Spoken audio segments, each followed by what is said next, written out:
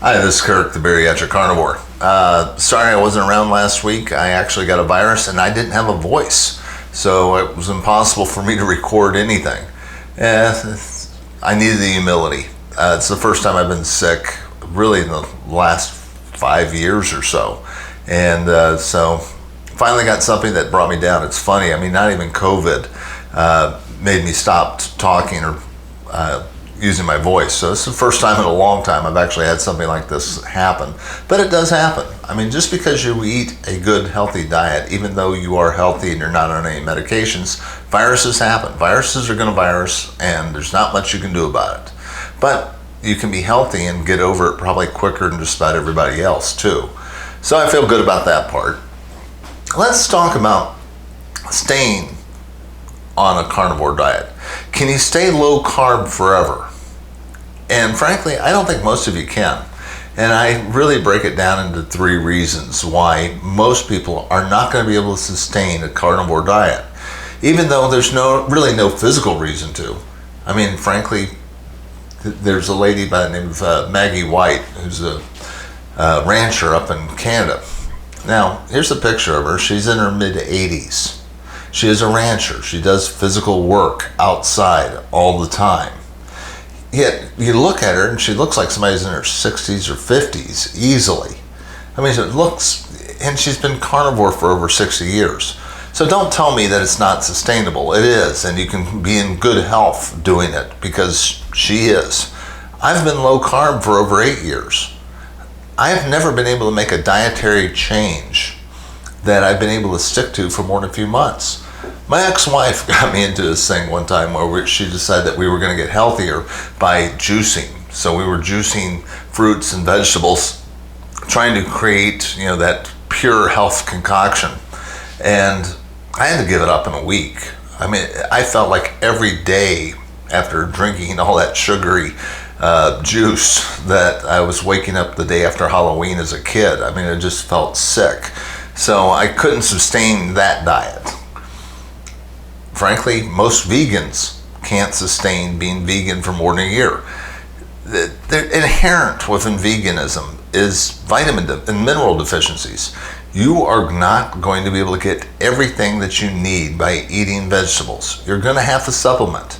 And really, frankly, it's complicated to be a vegan. You have to really understand how to combine different foods to get protein. You've got to eat constantly. It's more work than I'm willing to do. So, my hat's off to anybody that can manage to do it. But most people quit after nearly a year. Now, initially, when you switch over to a vegan diet, you feel really darn good because you're getting rid of the processed slop. And you're getting rid of the preservatives and a lot of that stuff, and you're eating single ingredient foods. And if you're eating whole foods and you just do that for a little while, after you get over the initial withdrawals of, not eating processed food, you're going to feel pretty darn good. But what people notice is after about a year into eating vegan, the mineral deficiencies and the vitamin deficiencies start to catch up with them, and they start losing their hair, and they feel weaker, and their brain gets foggy, and they give it up. And as soon as they eat meat, they feel better, and they realize, okay, they think it's not for us. Look, only about 10% of the people that say they're vegan have been vegan for over a year. It's tough. More power to them if they want to do it. Frankly, I don't want to work that hard. I want to do something that's easy, sustainable, and it's going to keep me going. But I still think there's 3 reasons why most people will not be able to sustain a low-carb diet. Number 1 is they're not willing to put up with 2 weeks of feeling kind of bad.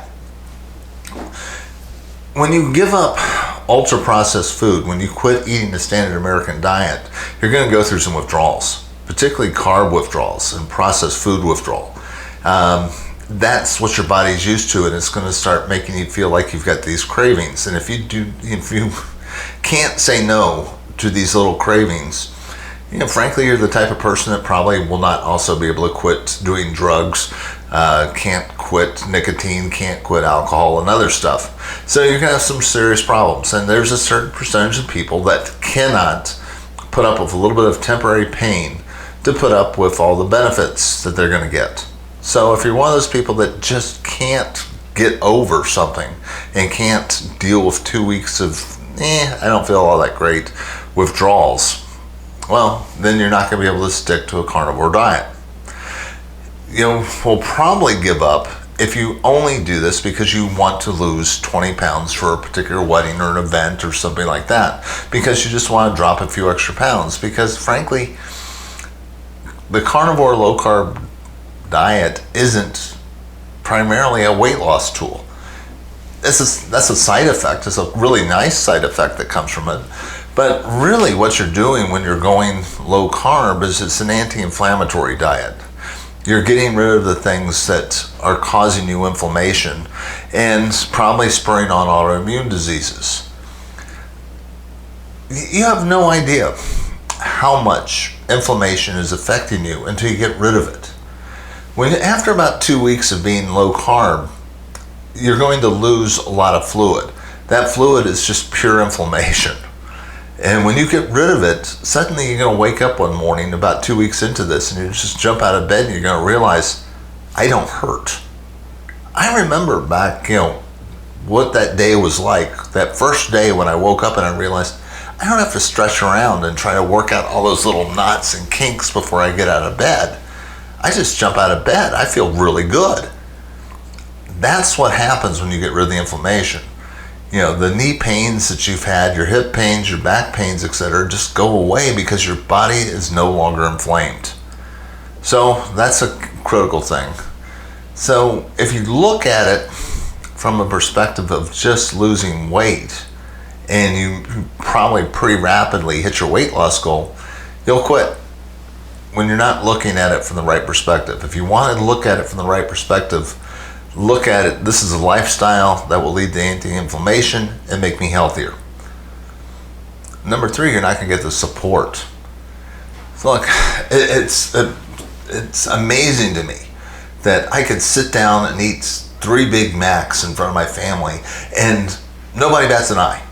But if I tell them I'm only eating meat, everybody loses their damn mind. It is amazing how that happens, that people freak out when you think that you're only eating meat, and if you're not eating vegetables, you've got to be doing something un-American or something like that. That's a problem. And if you don't have the support, if you do not have the knowledge base to understand why you're doing this, then frankly, you're not going to be able to sustain the lifestyle. I mean, that's why I keep watching different YouTube channels of other like-minded people. That's why I keep trying to learn more about this, because the media, the government, my doctor, nobody, the family, no one in my immediate circle is supportive of this diet. It's only from the outside sources where I can find people of like mind that keep me on track. Because it's pretty easy if you just listen to everybody else's outside voices to just say, well, it's not sustainable. It's not healthy.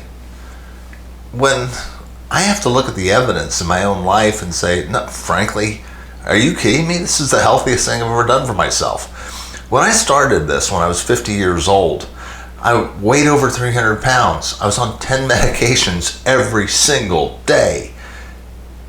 And to be able to be completely drug-free. I mean, I don't need a drug to get me going in the morning. I don't need to take drugs to keep me from being depressed. I don't need to take drugs for gout. I don't have to take drugs to make me sleep. I don't have to take drugs for allergies. All of them are gone. How many times have you heard of somebody going on a vegan diet and being deprescribed all their medications to become metabolically healthy? How many times have you heard of somebody become a vegan and gets off their insulin? That's what happens to people that are on low carb and carnivore diets. They get off their medications. But you only know that if you're part of this community and you know these type of questions to ask. So that's why it's so important to be part of a tribe, to be following, different people around the place. There's great sources. There's Substacks. There's YouTube channels. There's lots of people out there that can give you lots of encouragement. And unless you have a community, unless you've have a family that is very supportive of this, you're going to quit. So those are the three big reasons why I think it's not sustainable. And it has nothing to do with the quality of the food. I mean, I've been eating this now for over 3 years in a primarily carnivore diet. I've been eating low carb for over 8 years. That to me is sustainable. Better than anything I've ever done before in my life. And it's only made me healthier every single year. So, your choice. You can figure out what your why is. You can figure out how to sustain this diet because you're trying to get healthy and you're trying to get off the medications and you're trying to get out of the healthcare system. Or you can do it to lose weight temporarily. I don't care what your why is, but boy, I really do hope you will grasp hold of this tremendous tool for better health. This is Kirk, the Bariatric Carnivore. If you like this message, please hit the like and subscribe button. That's what helps grows the channel. That's what help me get this message out to more people. I try to put out a new message every Tuesday and Thursday, except when I lose my voice. And when that happens, you're on your own. But for the most part, I'm here. I will talk to you soon.